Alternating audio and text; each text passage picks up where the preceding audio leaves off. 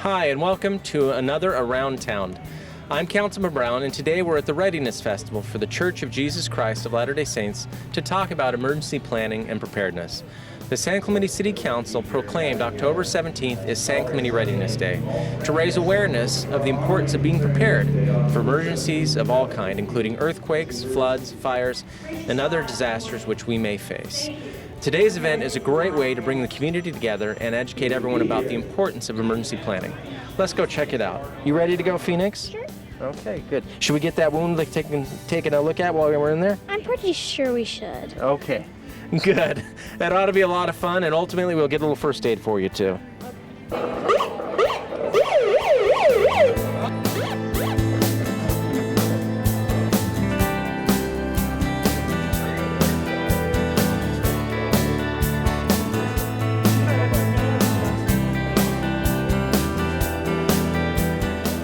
So I'm standing here with President Gregg Staples of the Church of Jesus Christ of Latter-day Saints, our local stake, and I'm wondering, President Staples, why are we having this Readiness Festival today?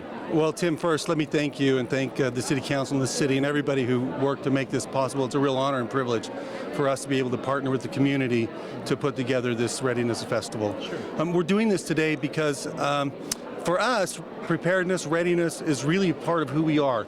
We're here and we're taught to love and serve our fellow men, and we know that in times of great distress and need, times of natural disaster, calamity, job loss, other times of distress is when we're needed the most. And so preparing ourselves to not only survive and do well in times of adversity, but to be able to help our neighbors in those times really goes to the essence of our Christian faith.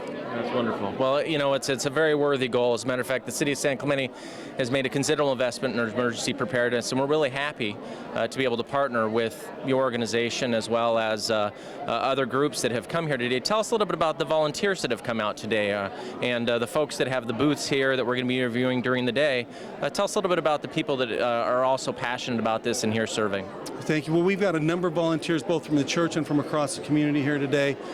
People who are involved not only professionally in different aspects of emergency preparedness, but we've got the military here, we've got others here who are first responders, others who respond in times of need, plus just a ton of people who are interested in the topic. And they've all come together to put this on, and there's classes on gardening, there's classes on food storage, there's classes on water storage, there's classes on what to do in natural disasters, all kinds of things that are here available for people today. Ultimately, it's a community that comes together, provides these services. President, thank you for putting this on today. Appreciate all the volunteers who contribute today, and thanks for your graciousness in hosting this event. Our pleasure. Thank you, Councilman Brown, and thank the city for us. Appreciate it.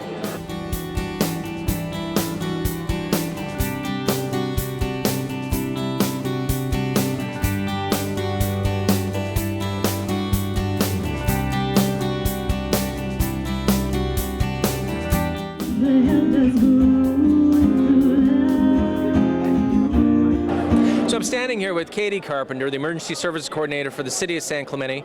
It's through her efforts and many today that this festival came together. And so Katie, tell us a little bit about all the groups that came together today to make this festival happen. Well, it was definitely kicked off by the Church of Jesus Christ of Latter-day Saints, who came to me and approached me with the idea and asked for the city's sponsorship, which I was really excited about. So we definitely had the support of the City Council and police services, Marines from Camp Pendleton, U.S. Marine Corps Base, and just lots of different parties that came together to make this happen today. That's great. I mean, and the combined effort has been an excellent result. A lot of volunteers, a lot of different people. We have behind us here our CERT volunteers. This is one of the big programs the city's involved in. It involves having residents as volunteers that are able to work and to help in times of an emergency that become activated and become a part of our community. Tell us a little bit about that program, one that you run. Yes, so this CERT program is actually, the way I like to describe it, is one of my favorite parts about my job. It's the time where I get to interact with the community, and I feel like that's where we can make the biggest difference. If I can teach people to be resilient and prepared at home, then we become more resilient as a community. So what the CERT program is it's a 6-week course that is created by FEMA that we run 2 times in the city. We do 6 weeknights for 3 hours each night, and then we end with a final drill on a Saturday. We do an earthquake preparedness drill with real live victims that we involve the avid students from the high school to come out and help us out with. And then once people go through that program and graduate, then they're eligible to join our city's CERT program, which we currently maintain about 65 active members, and they would be those people that I would activate to go out and help out with the city during an activation for an emergency. That's fantastic. And so regarding the CERT program and anybody else who wants information regarding emergency preparedness, how would somebody find out more information either about the CERT program or about what to do in event of emergency? Of course, there are several ways. Probably the best resource that is the most accessible would be our city's website. So if you go to the website and search for CERT, that will pop up for the page. There's also lots of emergency preparedness information on the website. They can also call me. I can give out my phone number. It's 361-6109. Or you can email me at carpenterk@san-clemente.org. Or you can come out and take the CERT class, and you'll get lots of great preparedness tips. That's great. Well, this is a terrific event today. Through your efforts, through the combined efforts of many to make this happen. Thank you for all your diligence. Thank you for making this happen. And thanks for watching out for us. Thank you.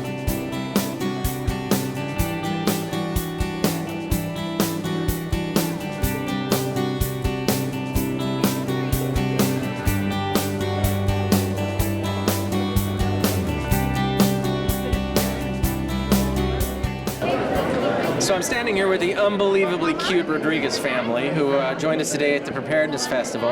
And we have, was it Josie, Tyson, and Emmett, right? Our three little guys here. Very cute and very, very, very on point.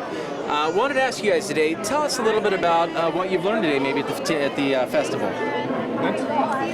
I think we've learned today the importance of being prepared. I think that it's important for us to be aware of the opportunity to plan and prepare for emergencies that can come unexpectedly, and to not always be prepared just for long-term storage, but short-term. I think it's good to have some things on hand that you would use every day: toothpaste, shampoo, those kinds of things. And then the long-term storage is important for food, like wheat and grains, and water, of course. Those are some of the things that we've learned today. That's brilliant, brilliant. And part of the thing is, when I come to these festivals, I learn about the stuff that I do well and the stuff that I don't do well.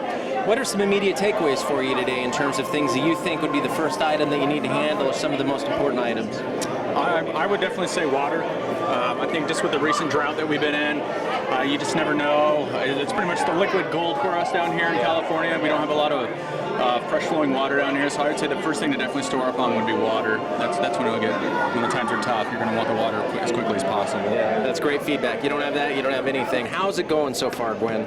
It's been really fun, and there's some cool activities, and I think it's really good to, like, if there actually is an emergency, it would be good because then you would be prepared. Okay. Have you had some emergency services look at that cut on your face because it looks really serious? Yes. Yeah. I got into an earthquake. Yeah. Well, should we take you to the hospital?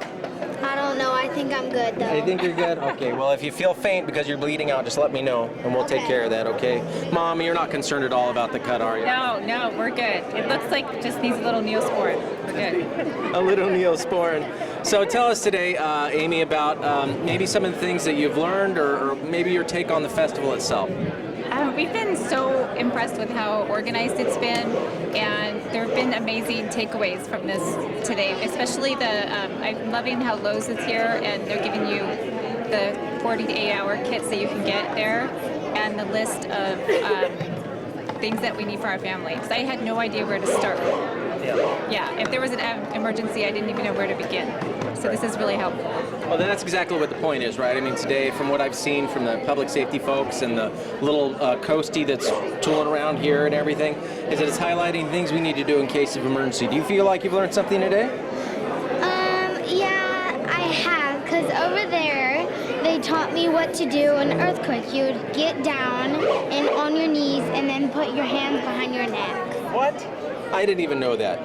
Yeah, I would do a demonstration right now, but I'm afraid I'd look a little awkward on camera. So I'm going to go ahead and skip that today, right? So thank you. Hey, McGee's, thank you so much, Gwen. You've been wonderful. Thank you. I really hope your face heals well. Thank you. Me too. Yeah, I know, because you're beautiful. We don't want anything. Although, you know what? That scar could be very cool looking later on in life.